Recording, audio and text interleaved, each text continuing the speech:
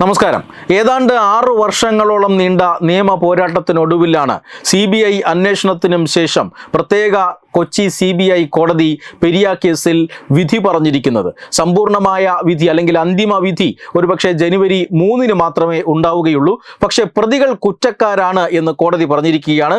24 പ്രതികളാണ് ഈ കേസിൽ ഉണ്ടായിരുന്നത്. ഇതിൽ 14 പേർ കുറ്റക്കാരാണ് എന്നാണ് കോടതി ഇന്ന് പറഞ്ഞിരിക്കുന്നത്. ഇന്ന് പ്രത്യേക CBI കോടതിയിൽ ചില നാടകീയ രംഗങ്ങളും ഉണ്ടായിട്ടുണ്ട്. കുടുംബക്കാരടക്കം ഈ കേസിൽ പ്രതികൾക്കെതിരായ ശിക്ഷാവിധി പറയുന്നത് കേൾക്കാനായി അല്ലെങ്കിൽ പ്രതികൾ കുറ്റക്കാരാണ് എന്ന് കോടതി പറയുന്നത് കേൾക്കാനായി എത്തിയിരുന്നു. എന്തായാലും ഈ കേസിനെ സംബന്ധിച്ചിടത്തോളം ഇന്ന് കോടതിയിലുണ്ടായ ചില നാടകീയ രംഗങ്ങളിൽ ഒന്ന് അത് പ്രത്യേക ശ്രദ്ധയാകർഷിക്കുന്നതാണ്. CPM പ്രവർത്തകരും നേതാക്കന്മാരുമാണ് ഈ കേസിൽ പ്രതികളായിട്ടുള്ളത്. 14 പേര് 1 മുതൽ 8 വരെയുള്ള തുടർച്ചയായ പ്രതികളും മറ്റു ചില പ്രതികളുമാണ് ഈ കേസിൽ കുറ്റക്കാരാണ് എന്ന് കണ്ടെത്തിയിരിക്കുന്നത്. ഇതിൽ 7ാം പ്രതിയായിട്ടുള്ള അശ്വിൻ ഇന്ന് കോടതിയിൽ പറഞ്ഞ കാര്യങ്ങളാണ് മറ്റൊരു പ്രധാനപ്പെട്ട വാർത്ത. അതായത് ഈ അശ്വിൻ പറയുന്നത് 18ാം വയസ്സിലാണ് താൻ ഈ കേസിൽപ്പെട്ട് ജയിലിലാകുന്നത്. കുടുംബത്തിന് വളരെയധികം പ്രതീക്ഷയുണ്ടായിരുന്ന വ്യക്തിയായിരുന്നു താൻ. തനിക്കും വലിയ സ്വപ്നങ്ങൾ ഉണ്ടായിരുന്നു. പട്ടാളത്തിൽ ചേരണം എന്നതായിരുന്നു സ്വപ്നം. പക്ഷേ ദൗർഭാഗ്യകരമായി ഈ കേസിൽ അകപ്പെട്ടു. കേസുമായി തനിക്ക് ബന്ധമില്ല എന്നാണ് അശ്വിൻ പറയുന്നത്. പക്ഷേ 1 മുതൽ 8 വരെയുള്ള പ്രതികൾക്കെതിരെ നേരിട്ട് കൊലപാതക കുറ്റവും ഗൂഢാലോചന കുറ്റവും തെളിഞ്ഞതാണ്. ആ ഘട്ടത്തിലാണ് തനിക്ക് ഈ കേസുമായി ബന്ധമില്ല എന്ന് അശ്വിൻ കോടതിയിൽ കരഞ്ഞ് നിലവിളിച്ചുകൊണ്ട് പറയുന്നത്. അശ്വിൻ ഒരു CPM പ്രവർത്തകനാണ്.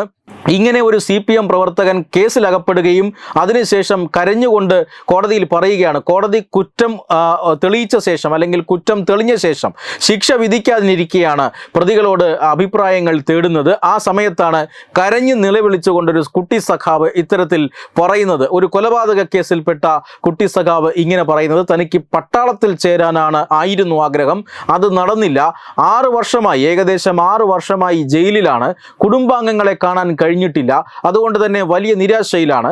ഒരു കാരണവശാലും തനിക്ക് ചെറിയ ശിക്ഷയൊന്നും നൽകരുത്, തന്നെ തൂക്കിക്കൊന്നേക്കണം എന്ന ഒരു അഭ്യർത്ഥനയാണ് ഇപ്പോൾ അശ്വിൻ പറയുന്നത്. തീർച്ചയായും ശരത് ലാലിനെയും കൃപേഷിനെയും കൊലപ്പെടുത്തിയ പ്രതികളുടെ മനസ്സിലുണ്ടായ അന്തഃഛിദ്രങ്ങളായിരിക്കാം ഒരുപക്ഷെ ഇദ്ദേഹത്തെ ആ രീതിയിൽ അഭിപ്രായ പ്രകടനം നടത്താൻ പ്രേരിപ്പിച്ചത്. എന്തായാലും 18 വയസ്സായ ഒരു യുവാവ് CPIMൻ്റെ രാഷ്ട്രീയ കളികളിൽ വഞ്ചിതരായി അല്ലെങ്കിൽ CPIM എന്ന പാർട്ടിക്ക് വേണ്ടി ഇത്തരത്തിൽ കൊലപാതകം ചെയ്യുകയും തൻ്റെ ഭാവിയെ മറന്നുകൊണ്ട് കൊലപാതകം ചെയ്യുകയും ഈ രീതിയിൽ അകപ്പെടുകയും ചെയ്തത്. ഒരുപക്ഷെ ഈ പ്രതികളെല്ലാം കേരളത്തിൽ അന്വേഷണത്തിനായി CBI വന്നില്ലായിരുന്നുവെങ്കിൽ രക്ഷപ്പെട്ടു പോയേനെ. അങ്ങനെ രക്ഷപ്പെടുമെന്ന പ്രതീക്ഷയിലായിരുന്നിരിക്കാം ഈ പ്രതികൾ. പക്ഷേ പെട്ടെന്ന് ആസ്ഥാനത്ത് CBI വരികയും ഈ പ്രതികൾക്കെതിരെയുള്ള എല്ലാ തെളിവുകളും ശേഖരിക്കുകയും ആ തെളിവുകളടക്കം ഹാജരാക്കി ഇവർ കുറ്റക്കാരാണ് എന്ന് കോടതിക്ക് ബോധ്യപ്പെട്ട ഘട്ടത്തിലാണ് ഇത്തരത്തിൽ പ്രതികൾ പറയുന്നത്. എന്തായാലും 7ാം പ്രതിയാണ്. 8 വരെയുള്ള പ്രതികൾക്കെതിരെ അസന്ദിഗ്ധമായി കോടതി കുറ്റക്കാരാണ് എന്ന് വിധിച്ചു കഴിഞ്ഞു. അതിൽ 7ാം പ്രതിയാണ് തനിക്ക് ഈ കൊലപാതകവുമായി ബന്ധമില്ല എന്ന് പറഞ്ഞുകൊണ്ട് കരഞ്ഞു വിളിച്ച് തൻ്റെ സ്വപ്നങ്ങളെക്കുറിച്ചൊക്കെ പറയുന്നത്. എന്തായാലും വിചിത്രമായ നാടകീയ രംഗങ്ങളാണ് ഇന്ന് ഈ വിധി പ്രസ്താവ വേളയിൽ കോടതിയിൽ അരങ്ങേറിയത്. Web desk Tatwamayi news. Powered by Jyothis, realising your dream home.